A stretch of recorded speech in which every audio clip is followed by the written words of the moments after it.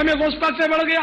نہیں نہیں، میں تو غوث پاک کے قدموں کی خاک کا بھی غلام ہوں، خاک کی بھی خاک ہوں، ان کے کتوں کا کتا ہوں، جو کچھ ملا ان کے صدقے، یہ دعوت اسلامی ہے ان کے غلاموں کا۔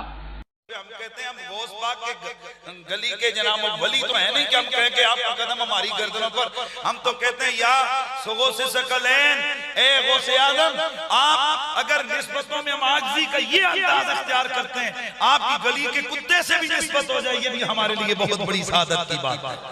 کچھ ہم ہی نہیں ہے آستان پاک کے کتے، زمانہ پل رہا ہے کھا کے ٹکڑا غوث اعظم کا۔ سگے غوث اعظم اور اپنے پیروں کے نام لگا کے بھی سگے ساتھ لکھتے ہیں، اور پھر وہ کہتے ہیں جی وہ صحابہ کہف کے کتے کا ذکر موجود ہے قرآن میں، تو اس سے ہم لیتے ہیں۔ وہ تو صرف اتنا ذکر ہے کہ وہ کتا جو ہے وہ غار کے دہانے کے اوپر ہے، قطن اس میں نہیں لکھا ہوا کہ آپ اپنے آپ کو کتا کہنا شروع کر دیں، بس ایک ذکر ہے۔ تو سر ایک اور کتے کا بھی ذکر ہے قرآن کے اندر، وہ آپ کیوں بھول گئے؟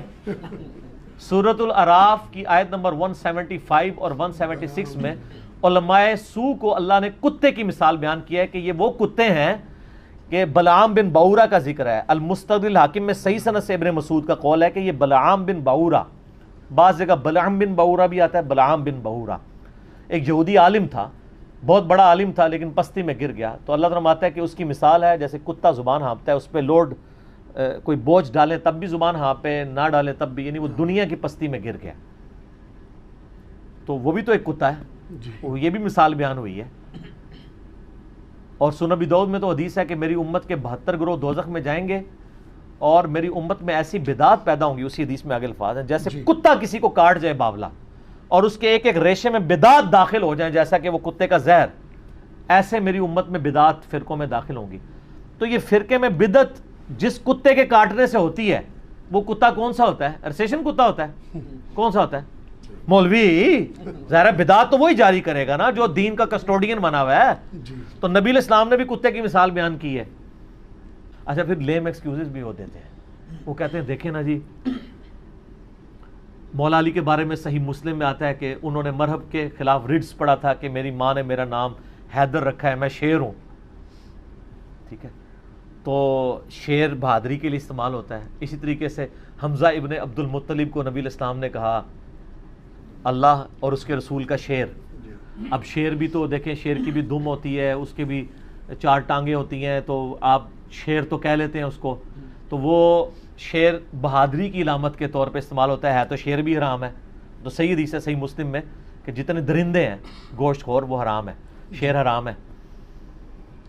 اگرچہ وہ حرام ہے لیکن مثال کے طور پہ بیان کرنا ٹھیک ہے۔ تو سر شیر کی مثال تو قرآن و حدیث سے ثابت ہے۔ اور میں ایک معصومانہ سا سوال کرتا ہوں، کسی کو کہا جائے شیر کا پتر تو وہ خوشی ہوتا ہے نا، اور اگر کسی کو وہ کہا جائے جس کے نام کا آپ دفاع کر رہے ہیں، آپ کو ہی کہہ دیا جائے، تو میرا خیال ہے آپ کو میری بات کا جواب مل جائے گا۔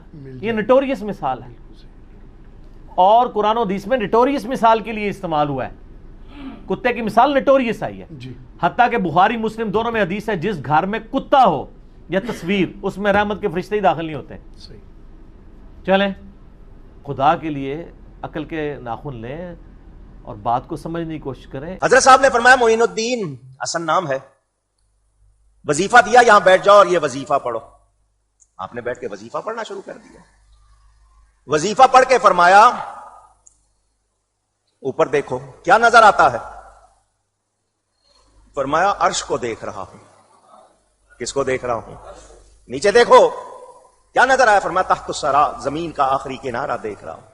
فرمایا اور پڑھو، ابھی اور پڑھا، پھر بلایا اب کیا نظر آتا ہے؟ فرمایا عرش کے اوپر جو پردے ہیں اللہ کے حجابات عظمت ان کو دیکھ رہا ہوں۔ فرمایا میری دونوں انگلیوں کے درمیان دیکھو۔ حضرت نے یوں انگلیاں کی، خواجہ صاحب نے فرمایا میں 18,000 عالم دیکھ رہا ہوں۔ فرمایا کام ہو گیا، اب جاؤ تمہاری ڈیوٹی ہے خلق خدا کی رہنمائی کرو۔ السلام علیکم وعلیکم السلام۔ کیا پیر و مرشد کے پاس اتنی پاور ہے کہ وہ عرش ملا تک رسائی حاصل کر لیں؟ ہاں جی ہے، لیکن کہانیوں میں کوئی نہیں کرتے میرے بھائی۔ جب تک آپ کاؤنٹر ویریفائی نہیں کسی چیز کو کر سکتے، آپ کیسے مثلا میں آپ سے کہوں کہ اس دیوار کے پیچھے جو ہے وہ سونے کی کان ہے، صحیح بھی ہو سکتا ہے غلط بھی، لیکن جب آپ دیوار کے پیچھے چلے بھی جائیں اور کچھ بھی نہ ہو تو پھر آپ کہیں گے جھوٹ بولا۔ تو بزرگ جو دعوے کر رہے ہیں جب تک یہ آپ کو نہ دکھا دیں اس طریقے سے، اور اس دکھانے کے دوران آپ لا حول ولا قوت الا باللہ ایک دفعہ پڑھ نہ لیں، بزرگ بھی غائب اور منظر بھی غائب ہو جائے گا۔ تو اگر ہوا تو اس وقت تک آپ یقین نہ کریں۔ تو اس طرح کا کوئی ایسا معاملہ نہیں۔ وہ پچھلے دنوں میں نے شکوہ کا ایک شعر یہاں پہ پڑھا تھا نا، دشت تو دشت ہیں دریا بھی نہ چھوڑے ہم نے، بحر ظلمات میں دوڑا دیے گھوڑے ہم نے۔ تو یہ انہوں نے ایک واقعے کی طرف اشارہ کیا تھا۔ اس سے ہمارے لوگوں نے سمجھا کہ بھئی صحابہ کرام کے جو گھوڑے تھے وہ تیرتے تھے سمندروں کے اوپر خدا کے لیے۔ اللہ کے بندو یہ ایسا نہیں تھا، ورنہ ہوتے کہ سمندر میں تیرا دیے گھوڑے ہم نے۔ یہ ایک آنری طور پہ ایک واقعہ تھا جس کی طرف انہوں نے اشارہ کیا ڈاکٹر اقبال نے شکوہ میں، اللہ سے شکوہ کیا کہ ہم نے تو تیری خاطر اتنا کچھ کیا۔ بحر ظلمات میں دوڑا دیے گھوڑے ہم نے۔ بحر ظلمات یہ اٹلانٹک بحر اوقیانوس بھی استعمال ہوتا ہے۔ اس کے ساحل پر جب پہنچے نا حضرت عقبہ بن نافع تھے، تو انہوں نے اپنے گھوڑے کو سمندر کے اندر تھوڑا سا چلایا، جیسے یہ ساحل سمندر پہ لوگ پنڈلیوں تک، بعض تو ادھر تک بھی چلے جاتے ہیں نہانے کے لیے، تو انہوں نے اپنے گھوڑے کو تھوڑا سا آگے چلایا اور انہوں نے کہا یا اللہ دیکھ یہ زمین جتنی زمین تھی ہم نے فتح کر لی، اب تو سمندر آگے آگے ہم نے تیری خاطر، جیسے ایک کوئی ایتھلیٹ جب وہ دوڑ میں جیت جاتا ہے تو وہ اپنی شرٹ اٹھا کے نا کسی فین کو یوں دے دیتا ہے نا، ایسے اس وقت جوش میں ہوتے ہیں نا، آپ کو پتا ہے۔ تو اس طرح انہوں نے وہ گھوڑا آنر کے طور پر بحر ظلمات میں اٹلانٹک کے اندر داخل کیا۔ ان کا زمین تو ختم ہو گئی، ہم تو سب کچھ فتح کر چکے ہیں۔ تو وہ اس کی شرح جس نے لکھی ہے نا، اس نے آگے بڑا پیارا جملہ لکھا ہے، وہ شکر ہے کسی ٹائی نہیں چڑھ گیا۔ انہوں نے لکھا کہ یہ حضرت عقبہ کی معصومیت ہی کہی جا سکتی ہے، کیونکہ اس وقت تک پوری زمین تو دریافت نہیں ہوئی تھی، انہوں نے یہی سمجھا کہ زمین ختم ہو گئی ہے، حالانکہ زمین دوسرے جزیرے اتنے بڑے بڑے بر اعظم موجود تھے۔ تو وہ جس بر اعظم تک پہنچے تھے، اب یہاں سے کوئی کراچی سمندر تک پہنچے تو یہ سمجھے گا نا آج کی دنیا میں تو ہمیں پتہ ہے کہ نہیں بھائی اس سمندر کے بعد جو ہے وہ پھر آگے افریقہ اور یہ اس طریقے سے آنا ہے۔ آپ دیکھیں امریکہ تو آ کے یہ 16ویں صدی کے اندر دریافت کیا، پہلے تو پتہ ہی نہیں تھا امریکہ ابھی اتنا بڑا دنیا میں موجود ہے، ٹھیک ہے۔ یہ جزائر تو وقت کے ساتھ ساتھ بڑے بڑے جو ہے نا بر اعظم دریافت ہوئے ہیں۔ تو لکھا کہ ان کی معصومیت تھی، وہ یہ سمجھے زمین ختم ہو گئی ہے۔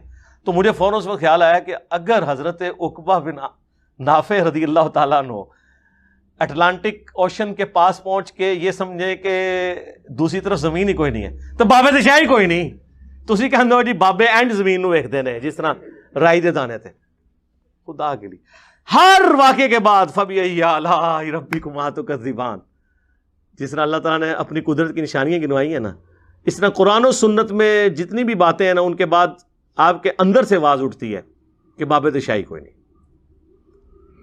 وہ اگلے دنوں میں نے وہ بخاری کی ایک حدیث بیان کی نا کہ حضرت عثمان منڈیر پہ کنویں کی بیٹھے ہوئے تھے، تو وہ اپنی وہ انگوٹھی تھی یہ نقش نبوت محمد رسول اللہ، وہ یوں اس کے ساتھ کر رہے تھے، بس یوں کرتے ہوئے نا وہ ان کے ہاتھ سے چھوٹ گئی اور وہ اس کنویں میں جا کے گر گئی۔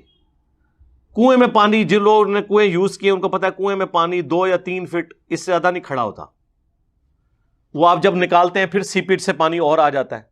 یہ نہیں ہوتا کہ جو آپ کو پانی نظر آ رہا ہے تو سینکڑوں فٹ نیچے پانی ہے، پانی تو پتھروں کے اندر سے ہی نکلنا ہوتا ہے، ریت کے اندر سے ہی، وہ نیچے سمندر نہیں کوئی آ جاتا کہ بندہ ایک بار گرے تو جا کے ادھر نکلے گا۔ تو آپ کو پتا ہے کنووں میں پانی پھر گرمیوں میں خشک ہو جاتا ہے، پھر بارشیں ہوتی ہیں، پھر سیپیج کا آ جاتا ہے، تو نیچے مٹی ہی ہوتی ہے ظاہر ہے۔ حضرت عثمان نے وہ سارا پانی نکلوا دیا، وہ انگوٹھی نہیں ان کو ملی، حالانکہ ادھر ہی اسی ایریے میں ہی ہونی چاہیے تھی. یہ تو نہیں کہ سمندر میں چلی گئی ہے, وہ اللہ تعالیٰ نے واپس لے لی نا, اپنے نبی کی نشانی تھی. جس طرح بخاری مسلم میں آتا ہے, صحابی کہتے ہیں ہم اگلے سال جب صلح حدیبیہ والی جگہ سے گزرے تو وہ درخت اللہ نے ہمیں مشتبہ کر دیا, وہ درخت ہمیں نظر نہیں آیا. وہ اہل حدیث تو کہتے ہیں حضرت عمر نے کٹوا دیا تھا.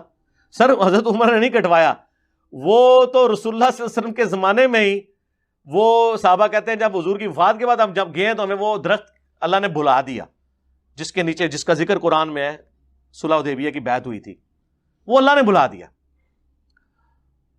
تو وہ پانی سارا نکلوایا, حضرت عثمان کو انگوٹھی نہیں ملی. بس وہ انگوٹھی کی برکت تھی حضور کی, کیا تھا, بس وہ 6 سال حضرت عثمان کے جو ہے نا خلافت کے ہو چکے تھے. اگلے 6 سال پھر حضرت عثمان کے بھی مشکل گزرے, فتنوں کا دور آ گیا, خود بھی شہید ہو گئے, وہ حضور کی نشانی بھی چلی گئی. ظاہر ہے وہ اللہ نے سنبھال لی. بلکہ وہ اگلے دنوں میں نے اخبار میں کوئی رپورٹ پڑھی تھی کہ سعودی عرب والوں نے دوبارہ سے اس کنویں کی ساری صفائی کرائی ہے. اب تو وہ خشک ہو چکا ہوا ہے, تو لیکن وہ انگوٹھی نہیں ملی. تو اس ویڈیو کے نیچے ایک بندے نے کہا کہ علی بھائی یہاں پہ ایک جملہ چھوڑ گئے کہ اگر حضرت عثمان غنی رضی اللہ تعالیٰ عنہ کنویں کی صفائی کروائیں, انہیں تو اپنے ہاتھ سے گری ہوئی انگوٹھی بھی نہ ملے تو بابے تے شاہی کوئی نہیں.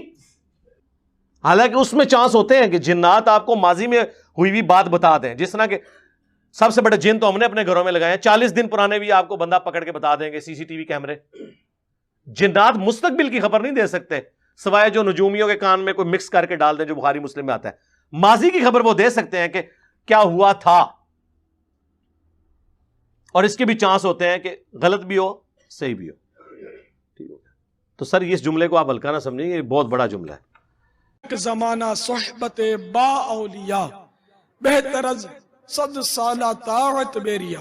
ایک لمحہ اولیاء کی صحبت میں بیٹھنا یہ 100 سال کی خالص ریاکاری سے پاک عبادت سے بڑھ کر ہے. تو اس لیے وہ مزارات اولیاء پر حاضری تو دینی چاہیے. بہت اچھی بات ہے, سعادت کی بات ہے, لیکن کوشش کرے کہ ایسے موقع پر جائیں کہ جب یہ اس طرح کے میلے جھمیلے نہ ہوں. دربار پر لاکھوں لوگ جاتے ہیں, کیا ان درباروں پر جانا درست ہے؟ درباروں کے بارے میں میری ویڈیو ریکارڈ ہے, صرف قبروں پہ جائیں. صحیح مسلم میں حدیث ہے قبروں پہ جاؤ تاکہ آخرت کی یاد آئے.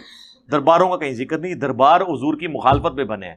صحیح مسلم میں حدیث ہے کہ میں تمہیں منع کرتا ہوں قبروں پر عمارت بنانے سے, قبروں کو پکا کرنے سے, ان پر بیٹھنے سے. ڈائریکٹ قبر پہ بیٹھنا بھی توہین ہے اور مجاور بن کے بیٹھنا بھی غلط ہے. اس حدیث کی تعویل کی مزارات بنانے والوں نے, اور انہوں نے کہا کہ جی قبر کے ڈائریکٹ اوپر عمارت نہیں آپ بنا سکتے, یعنی یہ قبر ہے نا اس کے اوپر یوں عمارت نہیں ایکسٹینڈ کر سکتے. تو یہ ساری عمارتیں تو اس طرح ایکسٹینڈ ہوئی ہوئی ہیں. کہتے ہیں اگر سائڈ سے دیواریں کٹھی کریں, وہ ایلا تو آپ کو پتا فقہ حنفی والے کرتے ہیں نا, کہ سائڈ سے دیواری کٹھے کر کے اوپر یوں عمارت رکھ لینا تو یہ فوق ہو جائے گا, یہ اعلیٰ نہیں آتا. چلو جی مان لیا. میں نے غلام سعود سعیدی صاحب جو بریلویوں کے بہت بڑے محدث تھے, میرے استاد بھی ہیں رحمہ اللہ, اللہ ان کی غلطیوں سے درگزر کرے, فوت ہو چکے ہیں. تو ان کو میں نے فون کیا, میں نے کہا جی آپ نے اتنا لمبا چوڑا صحیح مسلم میں مزارات کو ثابت کیا ہے اور کہا کہ جی ایگزیکٹلی اوپر عمارت بنانا غلط ہے, سائڈ سے دیواریں کھڑی کر کے کریں تو وہ اعلیٰ نہیں ہے, وہ فوق میں آتا ہے. کہتے ہیں ہاں بالکل یہی ہے. میں نے کہا ہاں جس طرح داتا دربار پہ ہوا ہے کہ وہ قبر تو نیچے تہ خانے میں ہے, پھر قبر کو ایکسٹینڈ کرتے کرتے کرتے کرتے وہ فرسٹ فلور سے بھی اوپر لے آئے ہوئے ہیں. کم از کم 30-40 فٹ قبر ہے وہ, ایسے قبر کے اوپر نیچے سے ایکسٹینڈ کر کے لائے نا اوپر. تو میں نے کہا یہی آپ کہہ رہے تھے نا. خاموش ہو گیا آگے سے, کیونکہ ان کو پتا اگر میں نے کہہ دیا کہ یہی ہے تو یہ تو کوٹ کرے گا. کہتے اس کو چھوڑ دیں. میں نے کہا اس کو کچھ چھوڑیں, آپ نے پہلے گھمت کو جائز قرار دیا اس بنیاد پہ کہ قبر کے ایگزیکٹ اوپر عمارت نہیں ہونی چاہیے. اب میں نے آپ کو وہ بھی دکھا دی, تو اب آپ کہاں بھاگیں گے؟ اور آپ جتنے مزار دیکھ لیں, چاہے آپ ملتان میں مزارات چلے جائیں, کتنے کتنے اونچے ہیں مزار وہ. اور صحیح بخاری میں ہے کہ حضور کی قبر مبارک کچی ہے اور صرف ایک بالش اونٹ کی کوہان جتنی, یعنی 9 انچ, 1 فٹ سے بھی کم اونچی ہے. تو یہ